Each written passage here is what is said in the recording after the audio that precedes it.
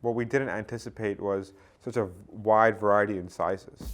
4 months in, the direct-to-consumer Chino game is proving to be a bit more difficult than Sim had initially thought. What happened is that with the colors and the sizes, we have over, I think it was 12, 13 different combinations. And that becomes a real hassle in terms of production and in terms of inventory. So now we have purple, and then we have black, and then we have brown. Well, what sizes do we carry in the purple and the brown, and what sizes do we carry in the black? After the close of their Kickstarter campaign, Barley and Britches sent a survey to each of its 690 backers, asking for pant size, color preference, and shipping address. The initial plan was to begin production at the end of the Chinese New Year, hoping to start shipping orders by the end of March. But the inventory question, namely the abnormal variety of sizes and colors, combined with a small run size, has scared away the first supplier. All the problems that we came up with that we thought were an issue, they also thought was an issue. So because of that, the price, because of that, he decided not to do it or declined to do it. Then we have to find a new supplier, and we found a new supplier, but the price is 30% more. In addition to the production cost increase, Sim now needs to go through another round of samples to ensure the new supplier will meet the quality measures, delaying delivery of the pants even further. I'm not worried about supplier 2.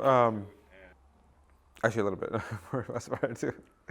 But the thing is, like, for us, it's just that we went through all these sampling phases with the first supplier 1, right? So now we're doing it again with supplier 2. Like, we had all these issues with supplier 1, and it took us a month or so to figure it out, a couple rounds of sampling.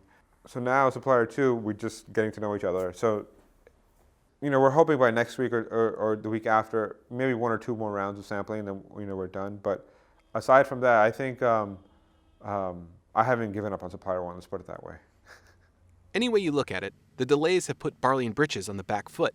But Sim says, so far, they've yet to receive any negative feedback from the backers. They've been super patient, and so we just want to thank them for their patience. So we're going to give them 3 free pairs of socks, and depending if it works out financially, throw in a t-shirt as well. I don't think people understand what can happen when we cut out the middlemen of the traditional supply chain. But the inventory question and subsequent production problems all trace back to one of the bedeviling paradigms of the direct-to-consumer model, and more importantly, the inherent nature of the internet. A concept may work wonderfully for the consumer, but just how well it works for the producer is an entirely different matter.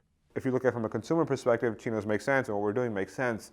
So then what we have to do is kind of find a middle ground, what works for our customers and what also works for us from a manufacturing perspective. And that's really important, because in order for it to work from a manufacturing perspective, that's how we're able to offer the pricing and the quality that wooed our consumers to begin with. I've spent almost a year cultivating and building Barley and Britches, and we have this great momentum. I didn't want to just give it up.